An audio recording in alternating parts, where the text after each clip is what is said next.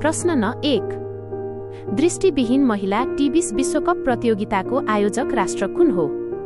सही उत्तर भारत र श्रीलङ्का।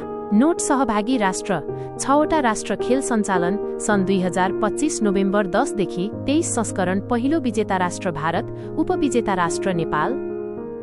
प्रश्न न 2। 18औं ब्रिक्स शिखर सम्मेलन कहाँ आयोजना हुने तय भएको छ?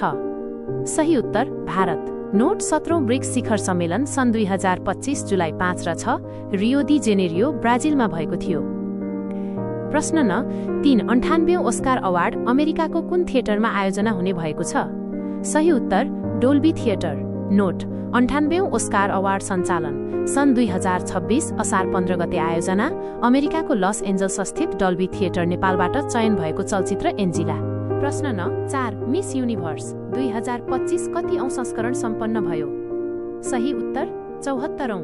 नोट आयोजना थाइल्याण्ड, विजेता फतिमा बोस मेक्सिको। प्रश्न न 5। विश्व हुलाक दिवस 2025 कति औं हुलाक दिवस हो? सही उत्तर 151औं। नोट मनाइने अक्टोबर 9 कतिऔं दिवस 151औं।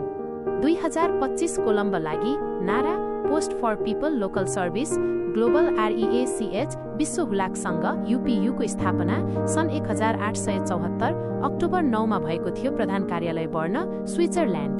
UPU को सदस्यता प्राप्त सन् 1956 अक्टोबर 11।